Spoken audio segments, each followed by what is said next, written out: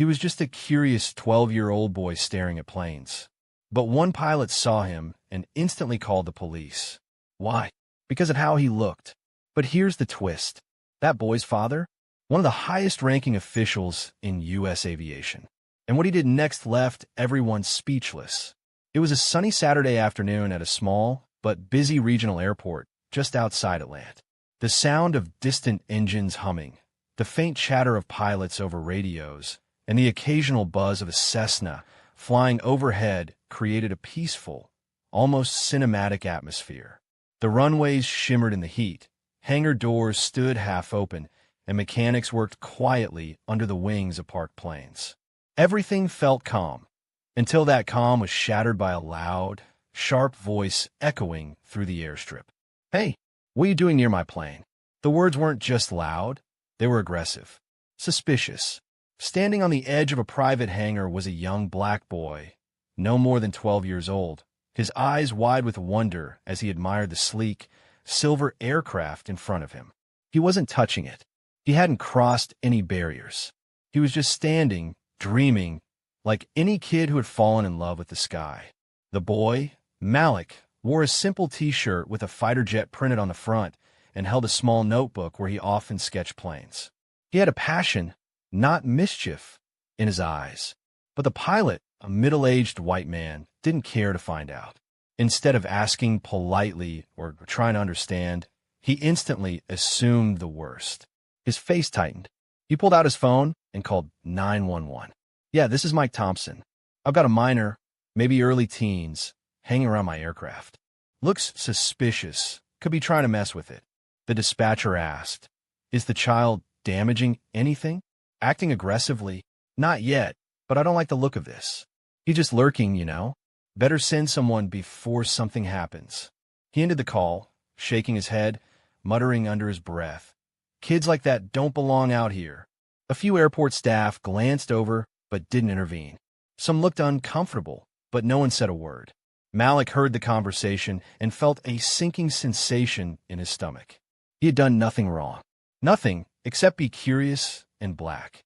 Just minutes earlier, Malik had been inside the airport terminal with his father, who was attending a meeting with aviation officials.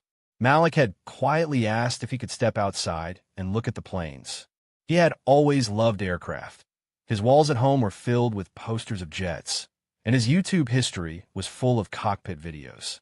Being near real planes was a dream come true.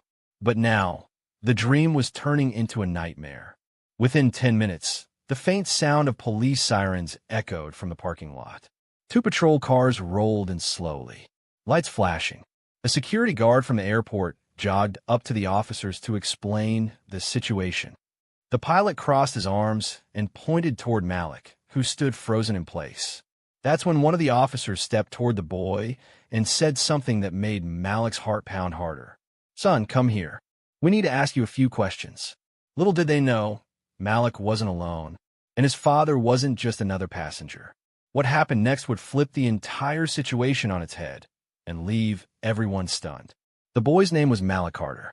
From the time he was old enough to hold a toy plane in his hand, the sky had called to him. While other kids watched cartoons, Malik was glued to YouTube videos of pilot cockpits, plane takeoffs, and aircraft simulations. He could tell the difference between a Boeing 737 and an Airbus A320 just by the roar of the engines. His dream was crystal clear, to become a pilot and command the skies. His bedroom walls were a tribute to aviation. Fighter jets, space shuttles, airport blueprints, even a framed photograph of Bessie Coleman, the first black woman to hold a pilot license. But for Malik, this wasn't just a dream. It was his destiny, and today was supposed to be one step closer. That morning, he had excitedly joined his father for a meeting at the regional airport, knowing he'd get a rare chance to be around real aircraft, not just posters or YouTube clips.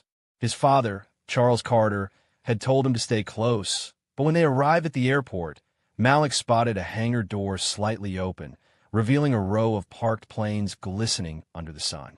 He couldn't resist.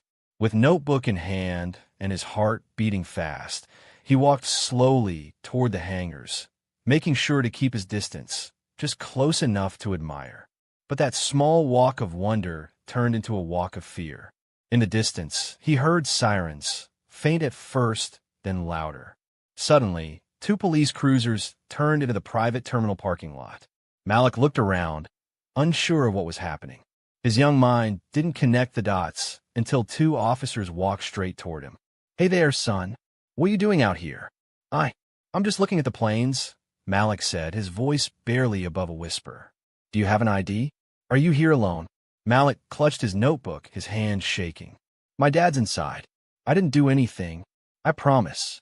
Just then, the pilot, a middle-aged man wearing sunglasses and a baseball cap, stepped in. "He was hanging around my plane," he said firmly. "Didn't know what he was up to. I called because you never know these days."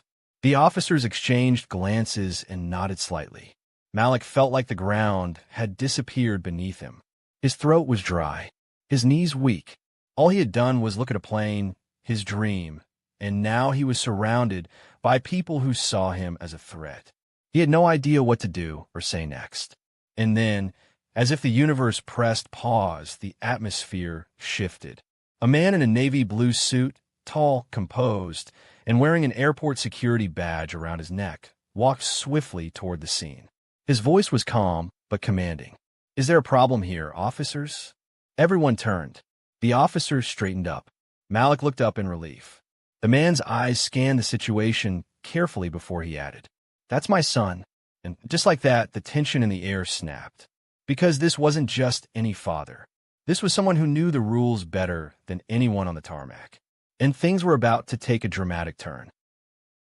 All heads turned as a tall black man, dressed in a sharp navy blue suit, walked briskly toward the group.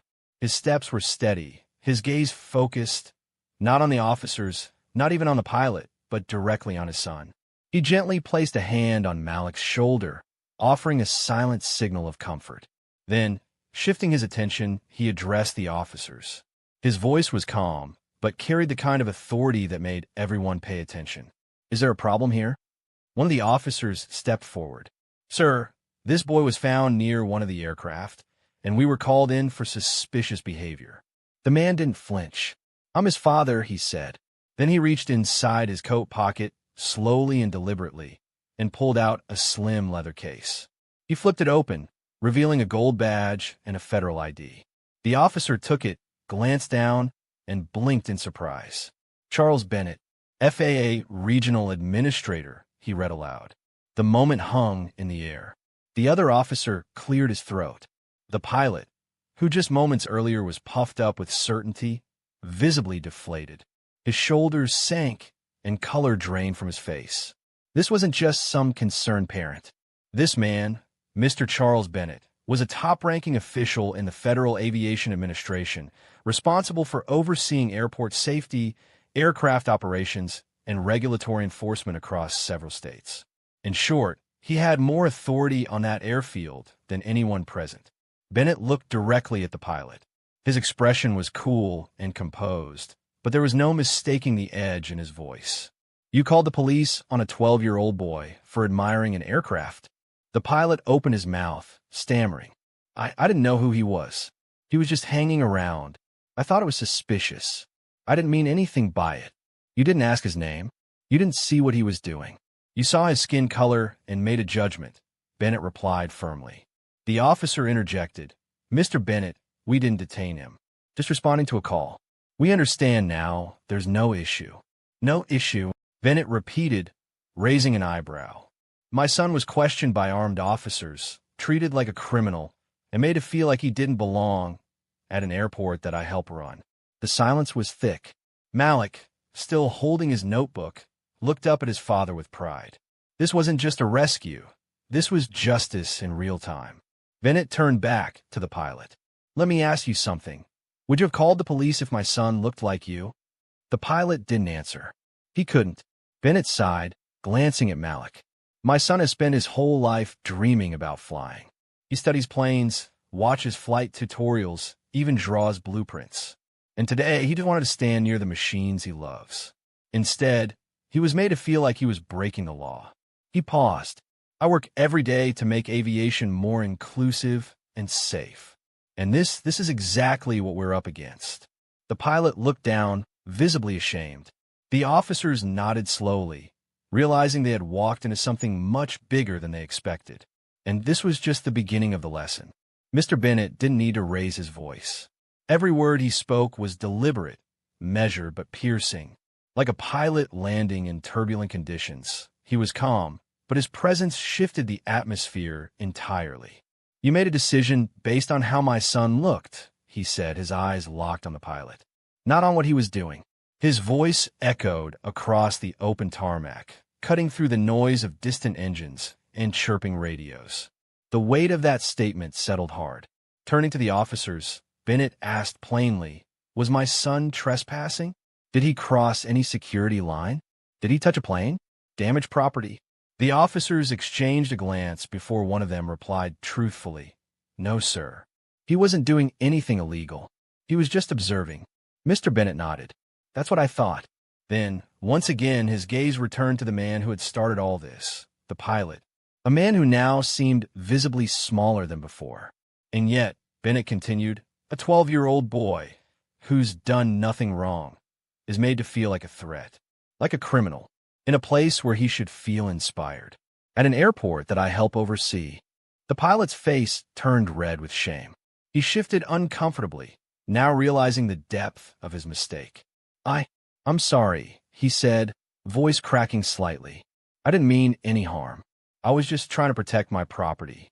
I saw someone I didn't recognize, and—" Bennett cut in, not harshly but clearly.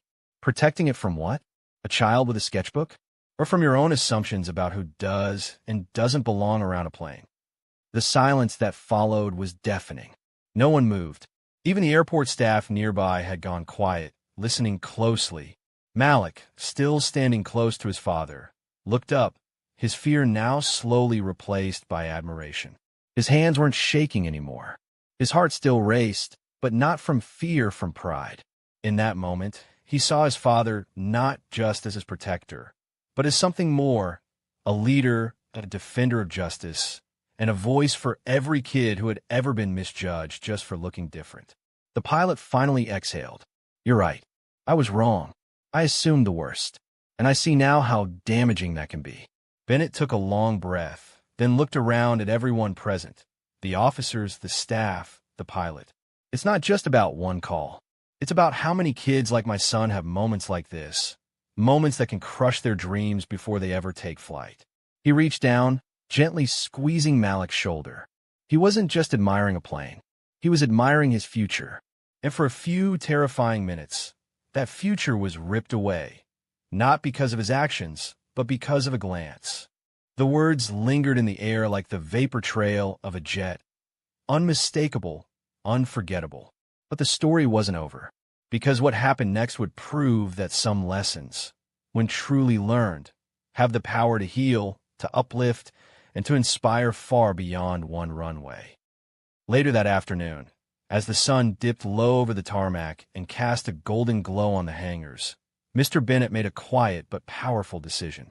He asked the airport staff to gather in the briefing room, a modest space with a long table, a few coffee thermoses, and flight charts pinned to the walls.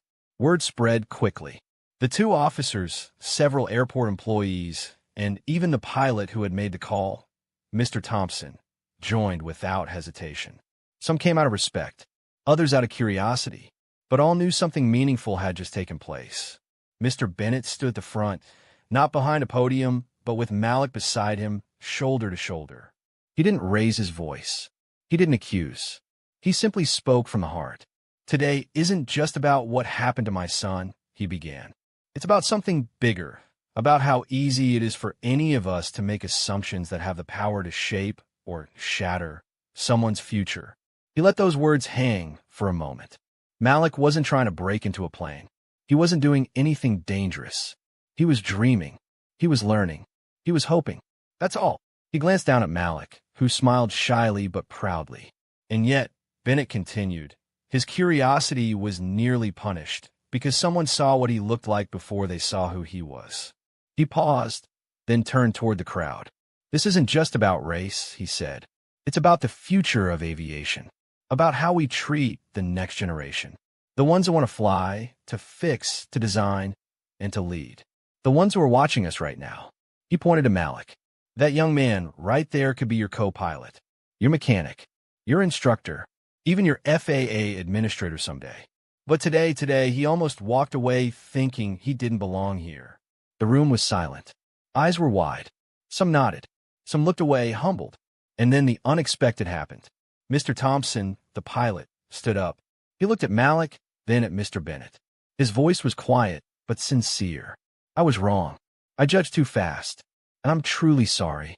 Not just for what I did, but for what it almost cost your son. He took a breath. If you'll allow me, I'd like to offer Malik something. A gesture of good faith. A chance to see the sky up close. A flight. With me. In my plane. Mr. Bennett looked at Malik. Malik's eyes widened. Unsure at first, then hopeful.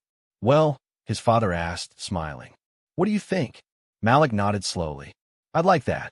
A week later, under a clear blue sky, Malik climbed into the co-pilot seat of Mr. Thompson's small private aircraft.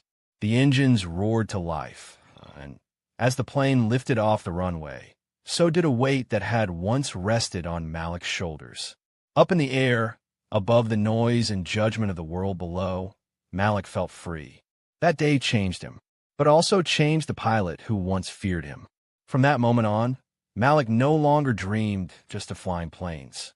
He dreamed of changing the skies for every kid who had ever been told, even silently, that they didn't belong in the cockpit. Because now he knew something for sure. He did. And someday, he'd help others realize they did too. If you found this story inspiring, make sure to like, subscribe, and hit the bell icon so you never miss another powerful video. Thanks for watching.